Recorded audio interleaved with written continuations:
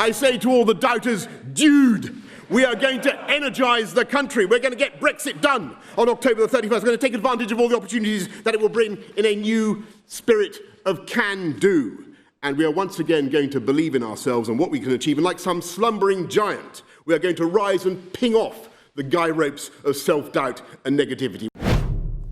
Canada, meet Britain's incoming Prime Minister. Boris Johnson has won the country's Conservative leadership race and will replace Theresa May effective tomorrow. Johnson is a controversial figure who was first a journalist before entering politics. He later served as Mayor of London from 2008 to 2016, and most recently he was Theresa May's Foreign Secretary from 2016 to 2018 before resigning over May's Brexit strategy. Here at home, the Prime Minister and other political leaders took to social media to congratulate Johnson. Ontario Premier Doug Ford weighed in as well. You know something, I like that Boris Johnson. I've always liked him. I liked him when he was mayor, and I think he's going to do great job. He has a big job turning that around. It's quite a nightmare over there. But I think the people of the UK are going to support him. He's a no-nonsense type of person. He's going to get the job done. Johnson insists that on his watch, the UK will leave the European Union by October 31st, with or without a deal. So how are British politicians reacting? And what does it all mean for Canada? Andrew Percy is a British Conservative MP. He joins us via Skype from London. Hi, Mr. Percy. Nice to see you again. Pleasure to be on. Thanks for making time for us. The race, of course, to succeed Theresa May as British Prime Minister ended today. Boris Johnson will become Britain's next Prime Minister. How are you feeling about the result? Well, actually, I'm pretty depressed by it all, because not because I don't want Boris to do well, but because I just think it's very sad we've ended up in the situation where, you know, Theresa May, who I was a big supporter of, has had to leave office, and we haven't delivered Brexit as we promised. So, you know, I'm kind of sad about that. I think Theresa was a genuinely good individual, dedicated public servant. But I backed Boris over Jeremy Hunt, so you know I'm pleased he's won now, and we'll just wait and see how things unfold. Tell me a bit, if you could, about why you backed Mr. Johnson over Mr. Hunt. Well, I came to the conclusion that probably we needed a Brexiteer. I campaigned for Brexit. My constituency is very heavy Brexit, but I still backed Theresa May last time, who, of course, was a Remainer. And although I think she genuinely did want to make good on the result and deliver it, I think for a lot of our voters, a lot of people who voted Brexit, they simply didn't believe that a Prime Minister who had campaigned for Remain, that her heart was in it. Mm-hmm. And I think, therefore, it was necessary to have a Brexiteer this time.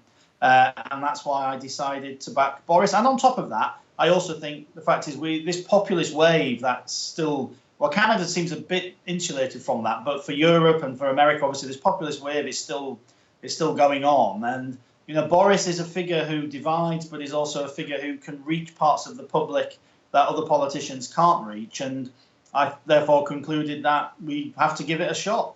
Are you worried? I mean, you mentioned the sort of populist wave, and he has said some controversial things. Are you worried about? I know you acknowledge that he can divide, but are you worried that? You know, the kinds of things, some of the kinds of things that he said will represent your party in a way that you wouldn't want? No, so when I say populist, what I actually mean by that is, you know, somebody who has an appeal beyond normal politics and who can certainly take this wave with them. And actually, if you look at Boris's politics, they are progressive conservative politics through and through. This is a guy who was the first senior Tory, I think, to come out in favour of equal marriage. You know, his policies when he was Mayor of London were very progressive on the environment. You know, he on every issue, social issues, on immigration, he's very pro-immigration. You know, all these issues, he is an archetypal, really liberal, centrist, progressive conservative. It's just on Brexit, because he's a Brexiteer, people certainly think that makes you a kind of right-wing neo-fascist reactionary, which of course it doesn't.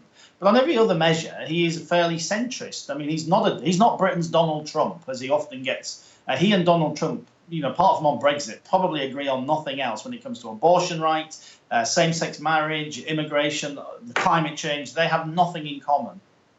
What about Brexit, though? Let me just circle back to that, because he has also attached himself very firmly to the idea of that October 31st deadline. Do you think that's realistic?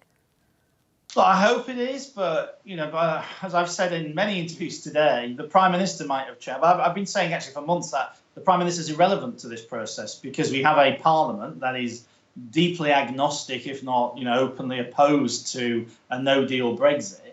And those numbers haven't changed. So, we have a speaker who similarly will do everything he can to facilitate whatever mechanism is necessary to stop a no-deal Brexit. So those problems haven't gone away. The parliamentary arithmetic is still the same as it was for Theresa May. The divides within parties, not just our party, but the Labour Party on Brexit, are all just as deep as they were before Boris Johnson got crowned leader today. So none of that goes away. So I'm not overly hopeful that a great deal is going to have changed, other than the fact that Boris, by actually, I think, genuinely believing that we will do no deal if we can't get a deal by the end of October 31st, I think that does send a message to the Europeans that they haven't been getting from the British government, which is that actually the Brits might be prepared to walk away. So maybe there needs to be some more compromise on their side. So it is possible it might make a deal, changes to that deal, more likely than in the past. But I still think it's going to be a very challenging timetable to work to. All right, I'll leave it there. Thank you very much, Mr. Percy. Appreciate your time. That's British Conservative MP Andrew Percy from London. Boris Johnson will be the next Prime Minister of the United Kingdom. What does Johnson's rise to the top job in the UK say about Brexit, and how might his leadership affect the UK's relationship with Canada?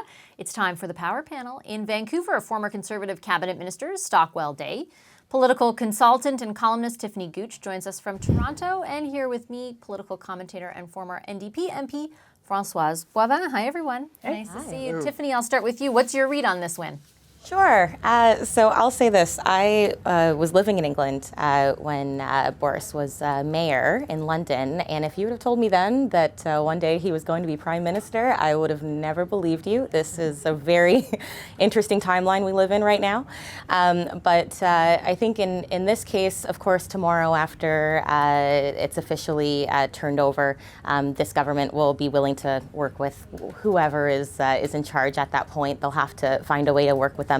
The UK is a partner in many, many ways, and from a trade perspective especially. So this is going to be a very interesting and I'll say entertaining beginning of a few months for sure. What do you think, Stockwell, it means for Brexit? Of course, he's a big supporter of Brexit. He's very much, Mr. Johnson has attached himself to this deadline, this October 31st deadline, saying like it's going to happen.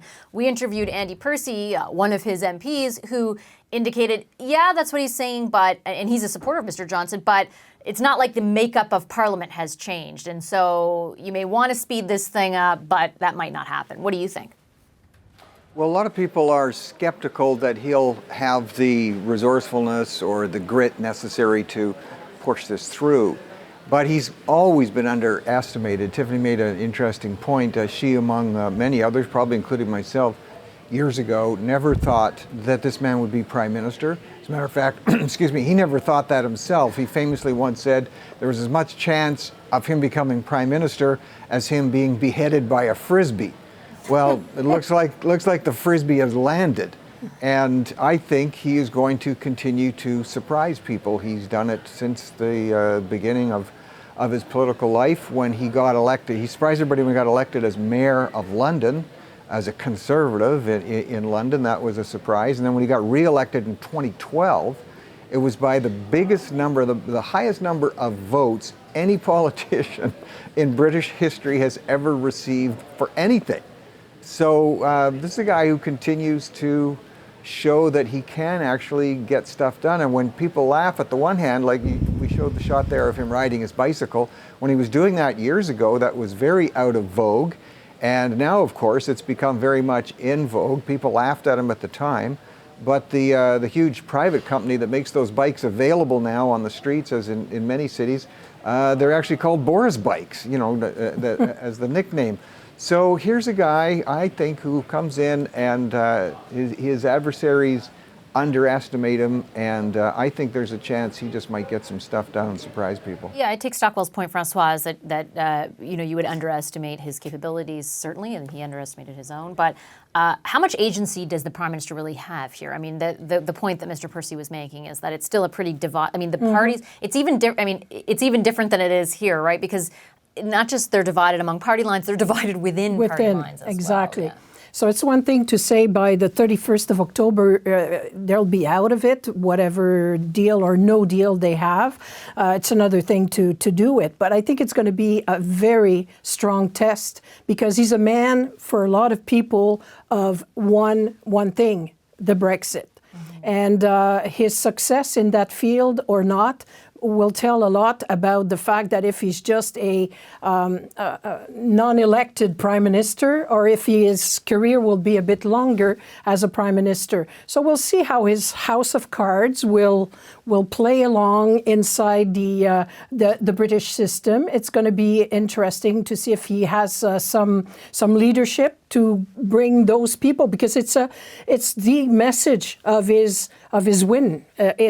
We're out of it by the 31st of October, so he cannot fail on that issue. It's not if this or if it's we are out. And as a Quebecer, I'm going to follow this with quite strong attention. As a lawyer who loves a constitutional law, not many people do, but to see a country that would leave an understanding with others without a deal, a divorce deal, it might have some ramification throughout the world, and that for me is a bit more scary. I think a lot of people have a hard time, even at this point, believing that would happen, right? That it would, I know, but he did get to that say point. it clearly. But he's being unequivocal about it. You're absolutely right, Tiffany. I know you said that this government will work with whatever government. What does this change the dynamic? I guess, and I know that there has been talk about a potential trade agreement between our two countries. Mr. Percy again made the point, until we kind of know what the end result is and what exists post October 31st, working on that would be futile at this point. Yeah, so I think they'll definitely be internally focused for the next little while, as we are, I would say. And I think another point to pull out here is the timelines of October 31st and what will be in as well in Canada at that time with the election. And so I think there's going to be, as deeply divisive as Brexit as a whole is, it'll be really interesting to see what ways in which Canadians that are watching that and also seeing Canadian politicians and how they're responding to it. So today we saw and heard from Doug Ford. We've seen and heard many times Andrew Scheer on Twitter saying and doubling down on his support to Brexit. So I think as that conversation's moving in England, we'll also see a full conversation in Canada too that's moving along with our election. Stockwell, what do you think of the federal Conservatives and their support for Brexit? It makes sense to me. I think conservative-minded people have always been a bit uncomfortable with the regulatory overreach that tends to suffocate countries in the EU. Boris Johnson wrote about that extensively. I mean, it's no surprise that he's taken this position. And for people who think he's kind of a lightweight intellectually, he was editor of a magazine called Spectator magazine in the UK, which has existed for almost 200 years. Thoughtful, small c conservative publication. And he himself always used to go on about the terrible over-regulatory approach of almost everything to do with the EU. So I guess I kind of get it on principle, but do you think that there is a question to be asked about still supporting the notion given how crazy it's been over the past few years, like how the process has unfolded versus just the principles of it?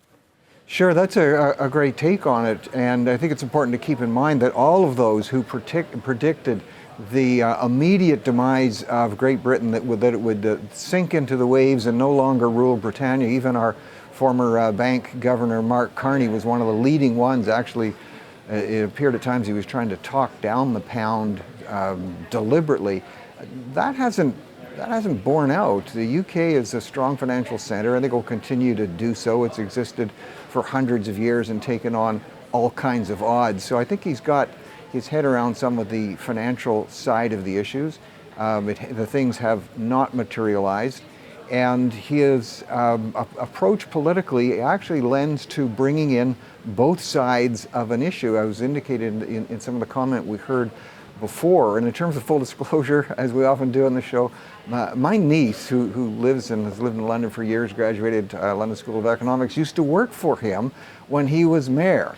And my niece is a beautiful and fantastically intelligent woman, significantly to the left in our clan. Here's Boris, a significant small c conservative. She really liked the guy. She really was impressed by him. That's why, there's a Canadian who looked and saw him close up. And I think our Prime Minister It's going to be interesting to watch because he makes no secret of the fact that he is not for breakfast. I don't know if you could Brexit. I don't know if that's. I don't know if that's called meddling in. Brexit, yeah. Yeah, I don't know if that's called meddling in the UK elections, but he makes it known. So the two don't see eye to eye there. But because they both have a reputation of overcoming odds and getting elected, especially as PMs, which neither which nobody thought they would do when either one first got elected. I think they're going to have some common bond, but they're going to see differently on this Brexit, and I think they will be able to come together on some kind of trade thing if Brexit happens. Hi, I'm Vashi Capellos, host of Power in Politics. See more of our show by subscribing to the CBC News channel or click the link for another video. Thanks for watching.